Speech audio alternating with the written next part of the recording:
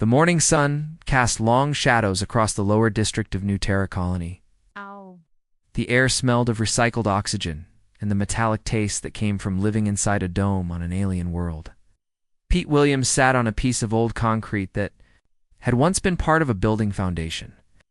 His clothes were dirty and torn, but his eyes were kind. Next to him lay his only friend in the universe, a small brown and white dog named Buddy. Pete had found Buddy 3 years ago when the colony ship first landed. The dog had been abandoned by some family who decided they could not afford to feed him anymore. Pete could barely feed himself, but he shared everything he had with the little dog. They had been together ever since, two lost souls trying to survive on the edge of human space. The lower district was where people like Pete ended up. The colony had been built in circles, with the important people living in the center where the buildings were new and clean. As you moved outward, things got worse. The outer ring was where the desperate lived in shelters made from old ship parts and scrap metal. Pete had a small space under a broken landing platform that kept most of the rain away.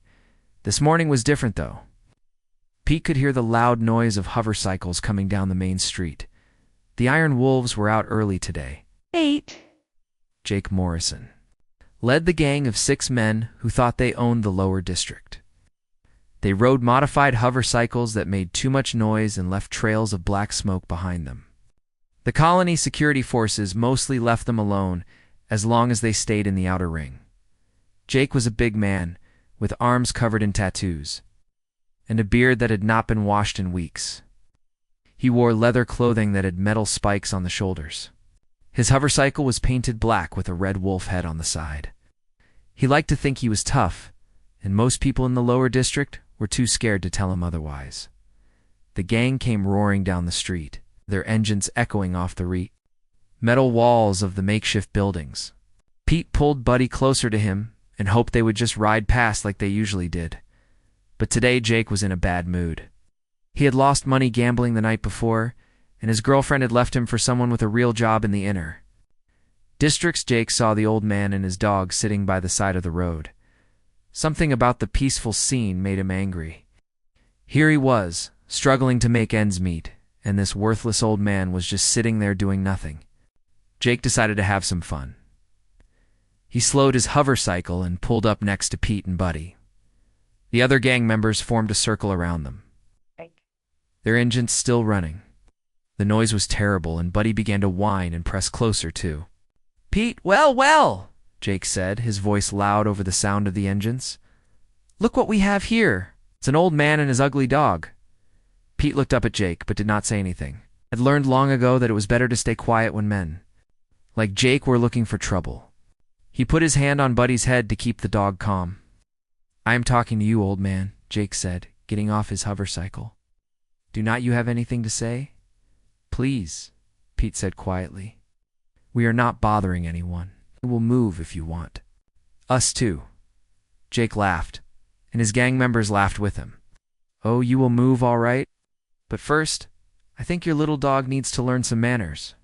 Before Pete could react, Jake drew back his heavy boot and kicked Buddy hard in the side. The small dog flew through the air and hit the metal wall of a nearby building with a sick thud. Buddy fell to the ground and did not move for a moment. Then he began to whimper and try to stand up, but his back legs would not work right, Buddy. Pete cried out and crawled over to his injured friend. The dog was breathing hard and shaking. There was blood coming from his mouth. "Did you do that? He never hurt anyone?" Jake and his gang thought this was the funniest thing they had ever seen. They laughed and pointed at the old man crying over his dog. "Maybe next time you will keep that animal on a leash," Jake said. "Come on, boys. Let us go find some real fun." The Iron Wolves started their engines again and roared away, leaving Pete alone with his injured dog. Pete gathered Buddy in his arms, tears running down his face. The dog was still alive but hurt badly. Pete did not have money for a veterinarian, and he did not know what to do. What Pete did not know was that someone had been watching the whole thing. From the shadows between two buildings, a man in a long dark coat had seen everything. The man was tall and moved like a soldier, but he dressed like any other colonist. His name was Kyle Martinez, though most people in the colony just knew him as the quiet stranger who had arrived on the last.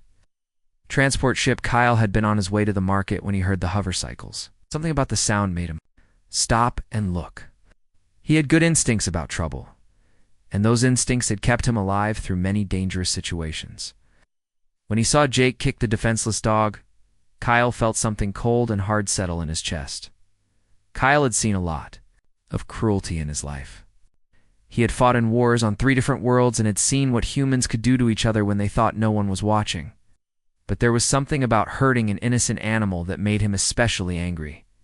The dog had done nothing wrong. It was just trying to exist in a hard world with an old man who cared about it.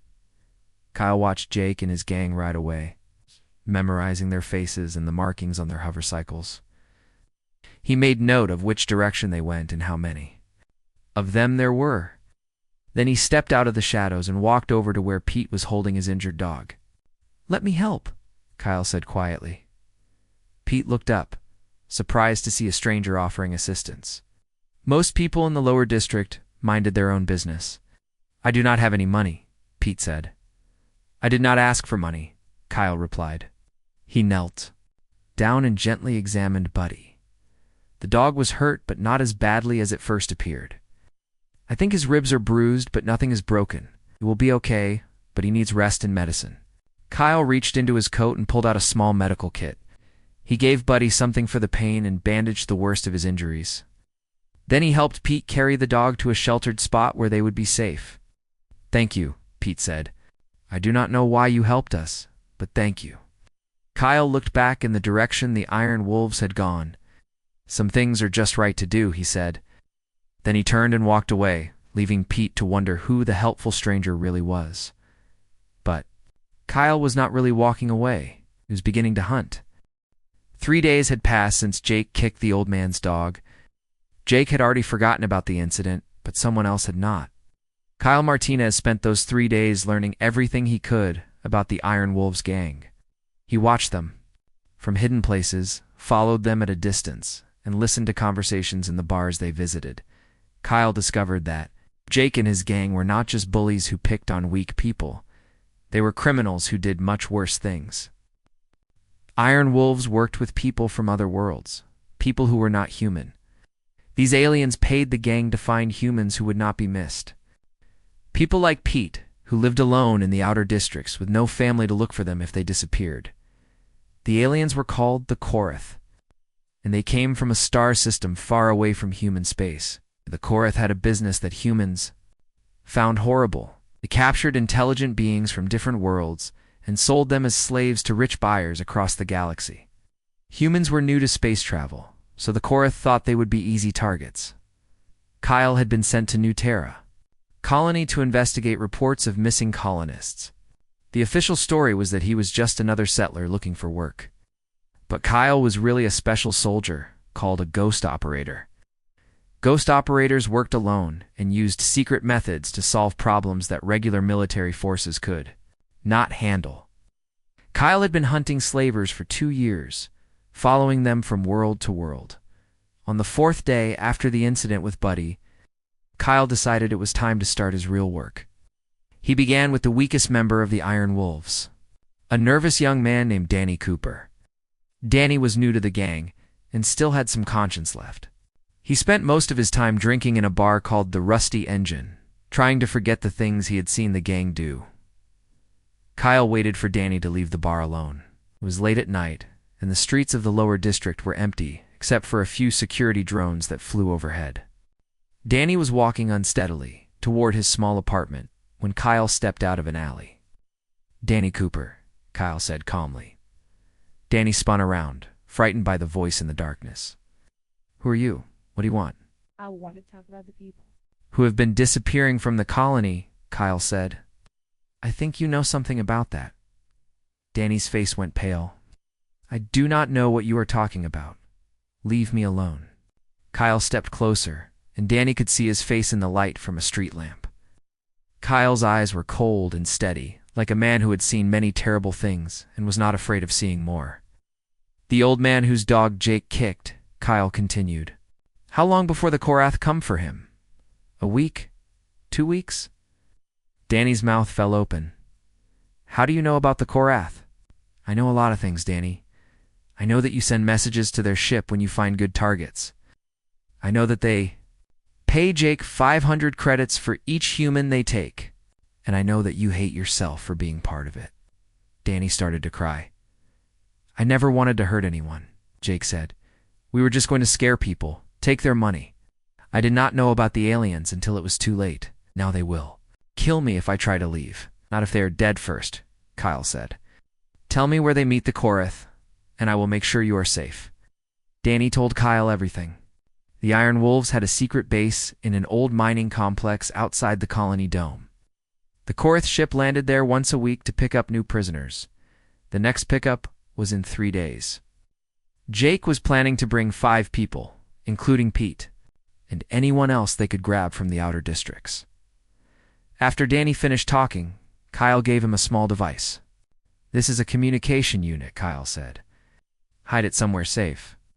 When this is over, someone will contact you about testifying against the slavers. Stay in your apartment and do not tell anyone about our conversation." Danny nodded and ran away, glad to be alive. Kyle watched him go, then disappeared back into the shadows. He had work to do. The next morning, the Iron Wolves discovered that Danny was missing. They found his apartment empty except for a small paper crane folded from white paper sitting on his table. Jake stared at the crane and felt a chill run down his spine.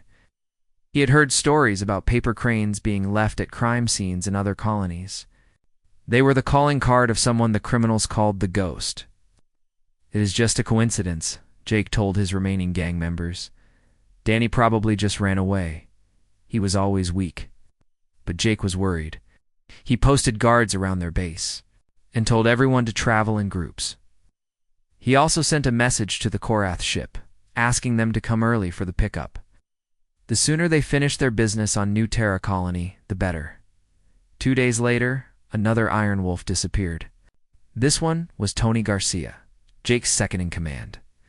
Tony was found unconscious in an alley with all his weapons missing and another paper crane in his pocket. When Tony woke up, he could not remember what had happened to him. He only remembered a voice asking him questions about the Korath and then everything going black. Jake was starting to panic. "Someone is hunting us," he told the remaining 3 gang members. "We need to get out of here." "What about the aliens?" asked Rick Barnes, one of the older gang members. "They are expecting their delivery tomorrow night, and we give it to them," Jake said. "We grab the old man and his dog tonight, plus anyone else we can find. We make the trade, and then we leave this planet forever." But Jake did not know that Kyle had been listening to their conversations. Kyle had placed tiny listening devices around their base while they slept. He knew about their plan to take Pete, and he was ready for them. That evening, Kyle visited Pete in his shelter under the landing platform. Buddy was feeling much better and wagged his tail when he saw Kyle approaching. Pete smiled when he recognized the man who had helped them. Kyle asked, kneeling down to pet. "The dog, much better, thanks to you," Pete said. "The medicine you gave him worked very well. I wish I could pay you back somehow." "There is something you can do," Kyle said. "I need you to trust me and do exactly what I say. Tonight, some bad men are going to come for you. When they do, I will be waiting for them." Pete looked confused. "Why would anyone want to hurt me? I have nothing worth stealing." Kyle's expression grew serious. "They do not want your money, Pete. They want to sell you to aliens who will take you far away from here. But I promise you, that will not happen." Kyle explained his plan to Pete. It was dangerous, but it was the only way to catch Jake and his gang before they could hurt more innocent people. Pete was scared, but he trusted the quiet stranger who had been so kind to him and Buddy. As darkness fell over New Terra Colony, Kyle took his position in the shadows near Pete's shelter. He had weapons hidden throughout the area and had memorized every possible escape route. The Iron Wolves thought they were hunting a helpless old man, or they were actually walking into a trap set by one of humanity's most dangerous soldiers. Kyle checked his watch. It would not be long now. Soon, Jake Morrison would learn that there were consequences for cruelty. And the Korath would discover that humans were not as helpless as they appeared. The Korath ship hung in space above New Terra Colony like a dark metal cloud. It was 3 times larger than any human vessel and covered in sharp edges that looked like weapons. Inside the ship War Commander Vex studied reports from the planet. Below, with growing anger, Vex was 8 feet tall with gray skin that looked like stone and 4 arms that ended in clawed hands. His species had been conquering weaker races for thousands of years, and he did not like problems.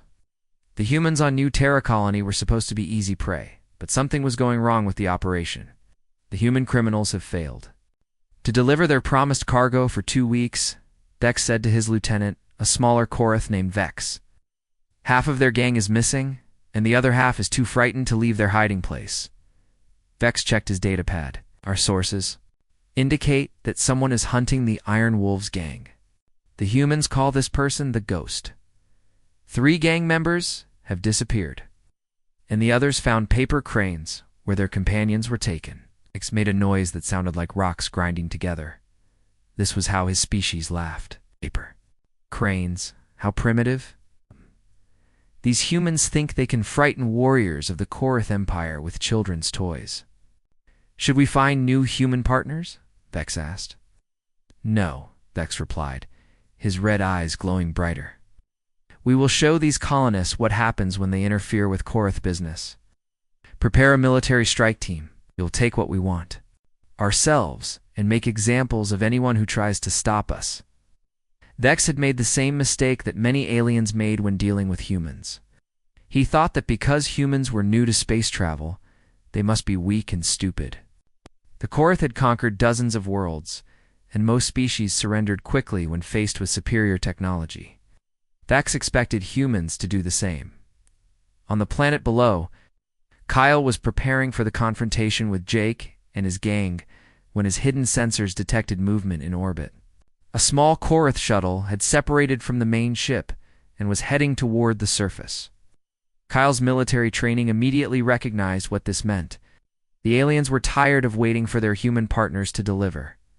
Kyle activated his emergency communication device and sent a coded message to his commanding officer on Earth. The message was simple. Operation compromised. Korath, moving to direct action. Request immediate backup. But Kyle knew that help would not arrive for days, maybe weeks. He was on his own against an alien military force with technology far more advanced than anything the colonists possessed. Most soldiers would have retreated and waited for reinforcements. Kyle was not most soldiers. He quickly changed his plans. Instead of waiting for Jake to come to Pete's shelter, Kyle decided to take the fight to the Iron Wolves base. If the Korath were planning a raid on the colony, they would probably meet with Jake first to coordinate their attack. Kyle could hit both groups at the same time. Kyle gathered his weapons and equipment, then went to see Pete one final time. The old man was sitting with Buddy under their makeshift shelter, both of them unaware of the danger approaching from space. Pete, Kyle said quietly, I need you to listen carefully. Take Buddy and go to the inner districts right now. Colony security office and tell them that aliens are coming to attack the outer ring. Do not mention my name.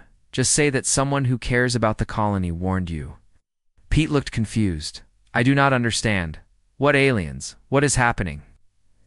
There is no time to explain everything, Kyle said. Just trust me like you did before. Keep Buddy safe and warn as many people as you can. Tell them to hide or get to the secure areas in the center of the colony. Pete saw something in Kyle's eyes that made him stop asking questions. This was the look of a man going to war.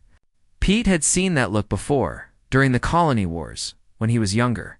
He nodded and picked up Buddy. Will we see you again? Pete asked. Kyle did not answer.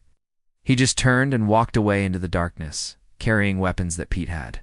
Never seen before, Pete watched him go, then gathered his few possessions and started the long walk toward the inner districts. Meanwhile, at the old mining complex, Jake Morrison was pacing back and forth like a caged animal. His remaining gang members sat around a table, cleaning their weapons and trying to look brave. They all jumped when they heard the sound of engines approaching from outside. Finally, Jake said, The Korath are here early. Maybe we can finish this business and get off this planet before the ghost finds us. The Korath shuttle landed in the center of the mining complex with a roar of alien engines. The cargo door opened, and War Commander Vex stepped out, followed by 12 heavily armed Korath soldiers. Each soldier wore powered armor that made them look even more frightening than they already were. Jake walked forward to greet the aliens, trying to hide his nervousness. "War Commander, we are ready to complete our deal. We have identified several targets in the outer districts." Dix looked down at the human with disgust. "Your incompetence has cost us time and money. We will handle the collection ourselves. You will guide us to the best hunting areas, and then your usefulness will end." Jake realized he was in serious trouble. The Korath were not just taking over the operation, they were planning to eliminate him and his gang afterward. "Wait, we had an agreement. We have been good partners." "You have been weak and ineffective," Vex replied. "Your species talks about honor and strength, but you cannot even handle one individual who leaves paper toys as threats." One of Jake's gang members, Rick Barnes, made the mistake of reaching for his weapon. A Korath soldier noticed the movement and fired his energy rifle without hesitation. Rick disappeared in a flash of blue light, leaving only a pile of ash where he had been standing. "Anyone else have questions about our new arrangement?" Dex asked. Jake and his remaining two gang members shook their heads quickly. They were completely outmatched by the alien soldiers and their advanced weapons. "Good," Dex continued. "We will begin our raid at dawn. The outer districts have approximately 3,000 humans. We will take half of them as slaves and eliminate the rest as a warning to other colonies. This will show the galaxy that humans are not to be trusted with freedom." What none of them knew was that Kyle had been listening to their entire conversation from a hidden position on a ridge overlooking the mining complex. He had counted the enemy forces and studied their weapons and armor. The situation was desperate, but Kyle had faced impossible odds before. Kyle began working on a plan that would require all of his training and experience. He could not defeat 12 Korath soldiers in direct combat, but he did not have to. He just needed to delay them long enough for the colonists to escape and prepare defenses, as Kyle prepared for the most difficult battle of his career. He thought about Pete and Buddy sleeping safely in the inner districts. Some fights were worth dying for. And protecting innocent people from slavers and bullies was definitely one of them. The war for New Terra Colony was about to begin, and humanity was about to show the galaxy why they had earned their place among the stars. The first light of dawn was breaking over New Terra Colony when the attack began.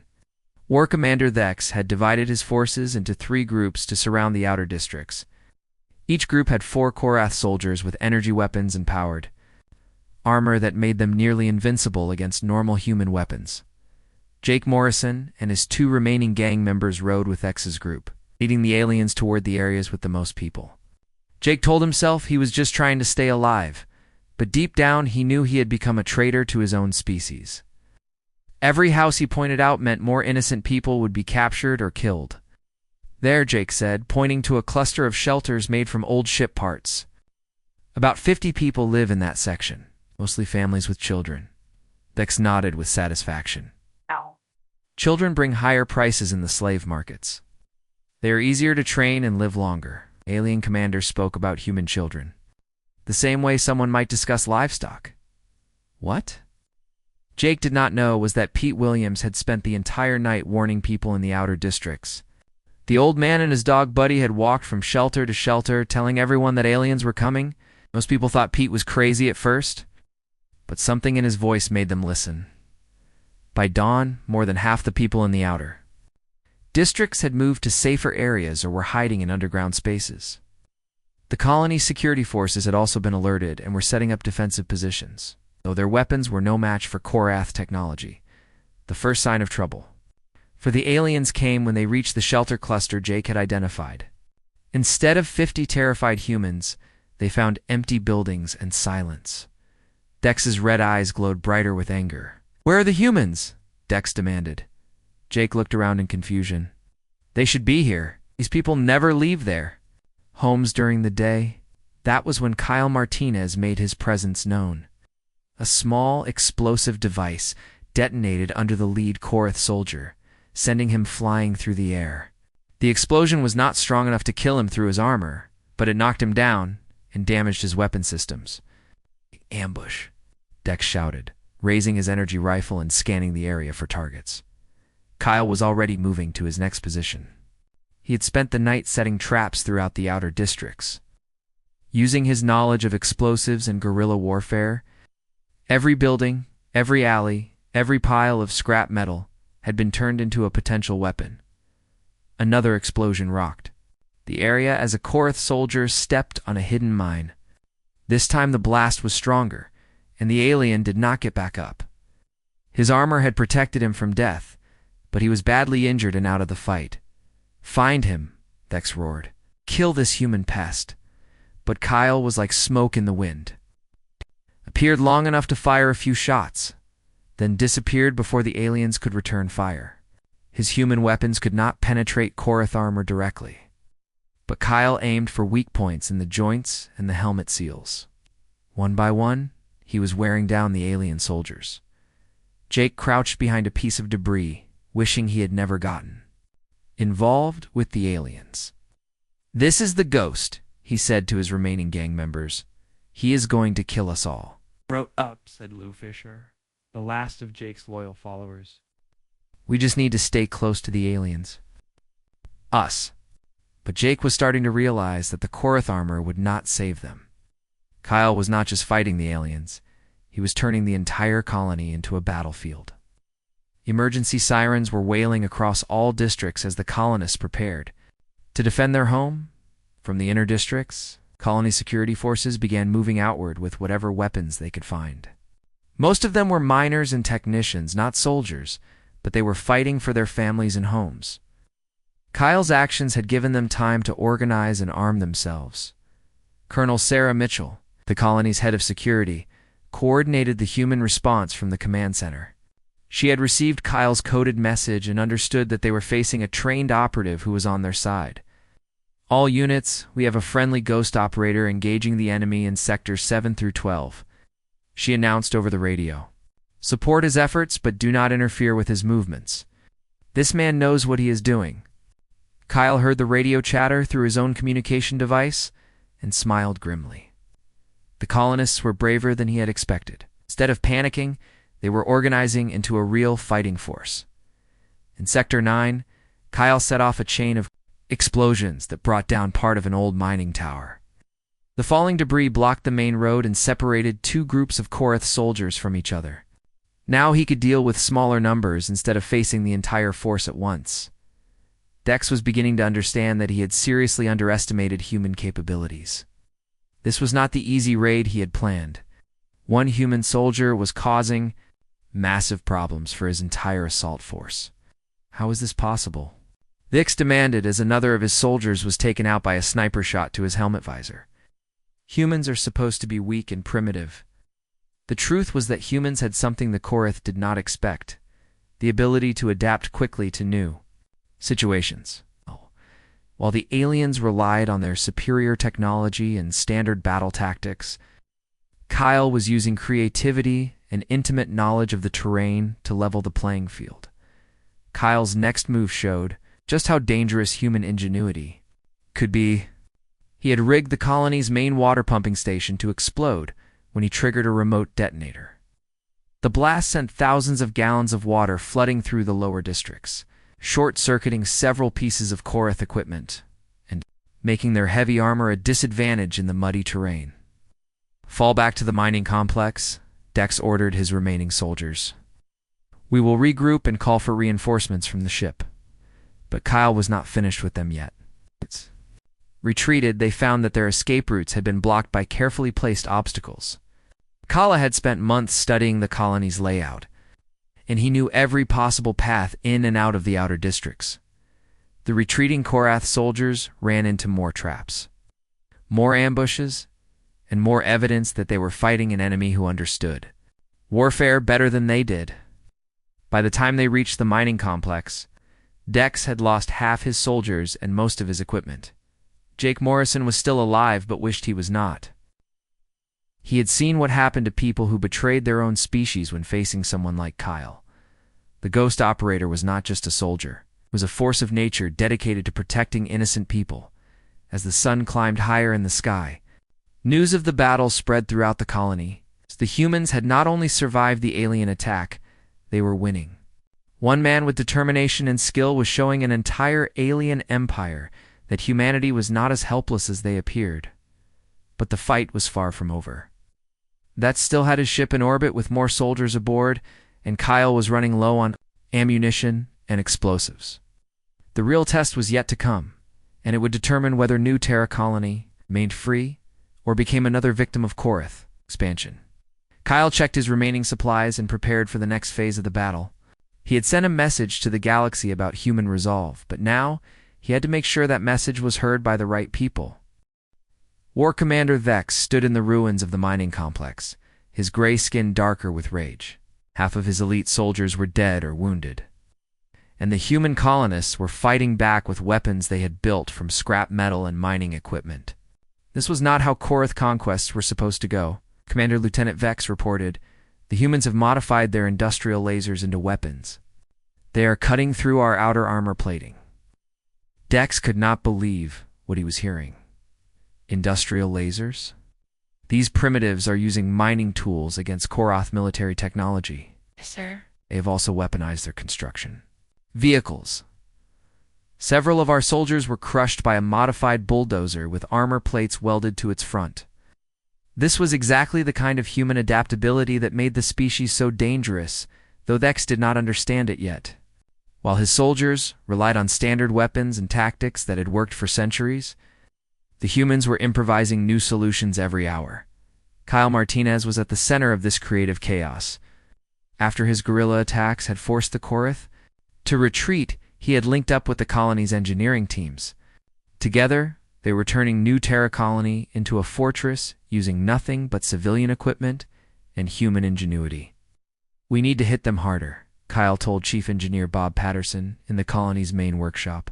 "Their armor can stop our regular weapons, but it has weak points we can exploit."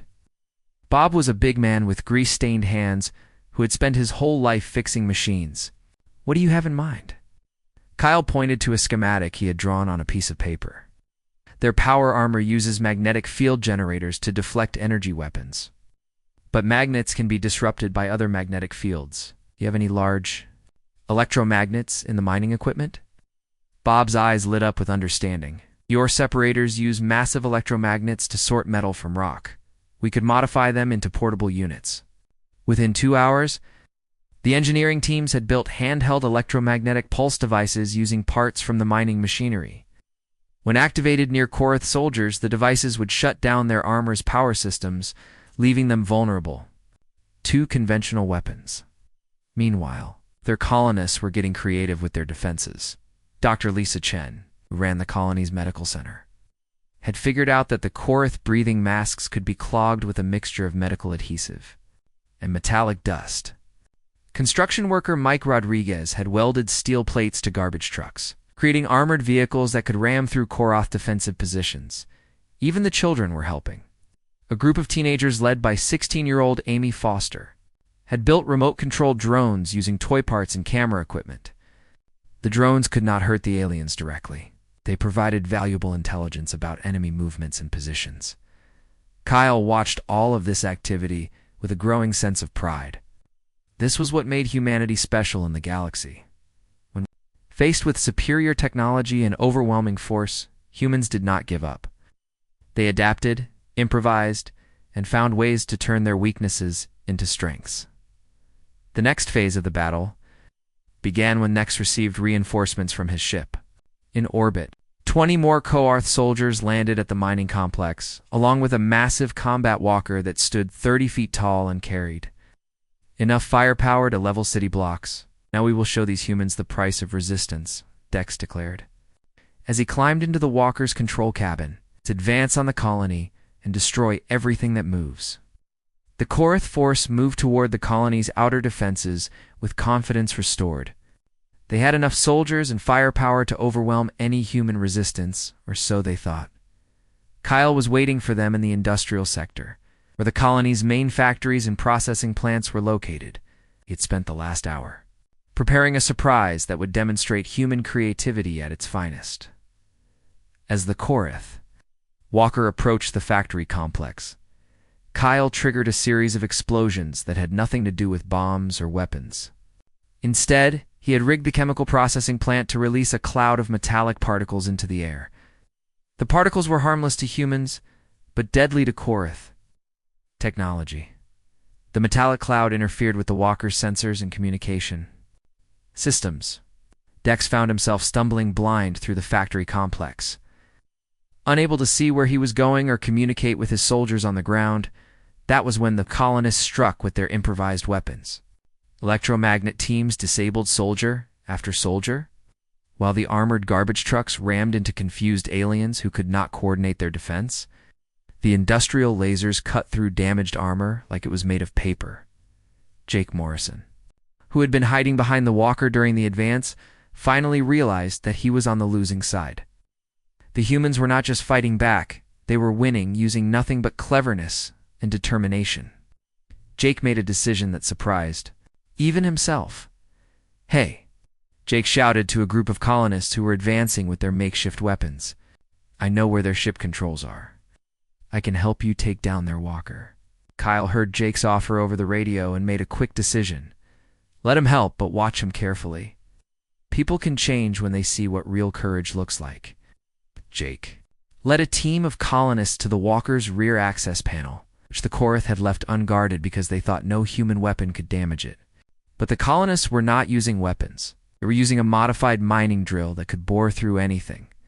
Within minutes, it drilled into the walker's power core and filled it with the same metallic particles that were disrupting the other Korath equipment.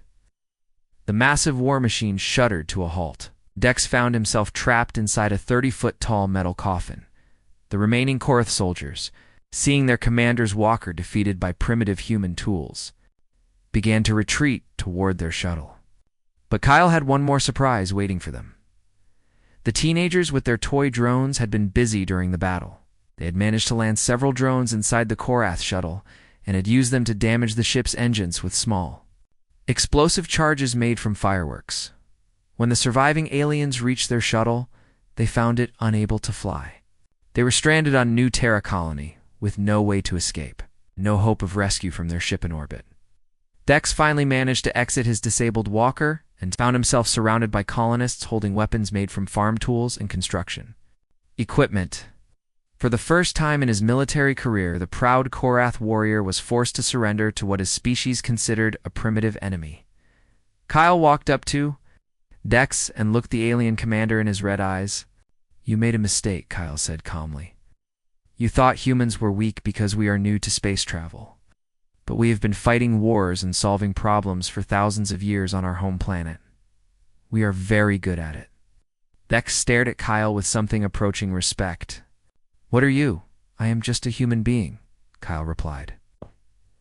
"And that is more dangerous than you realized." As the battle ended and the colonists began securing their prisoners, word of the victory spread to other human colonies and even to alien worlds. Humanity had faced its first major test against hostile aliens and had one using nothing but intelligence, creativity, and an unbreakable will to protect the innocent. The galaxy was beginning to understand that these newcomers from Earth were not to be underestimated. 3 weeks after the battle for New Terra colony, Kyle Martinez sat in the colony's main courtroom, watching Jake Morrison stand before Judge Helen Carter. Oh. Jake looked very different from the angry biker who had kicked an innocent dog for fun. His leather jacket was gone, replaced by simple prisoner clothing. His arrogant expression had been replaced by something Kyle had rarely seen in criminals: genuine remorse. "Jake Morrison," Judge Carter said, reading from her tablet. "You are charged with conspiracy to commit kidnapping, trafficking in sentient beings, and treason against the human species. How do you plead?" Jake looked down at his hands. "Guilty. Your Honor, I am guilty of all charges."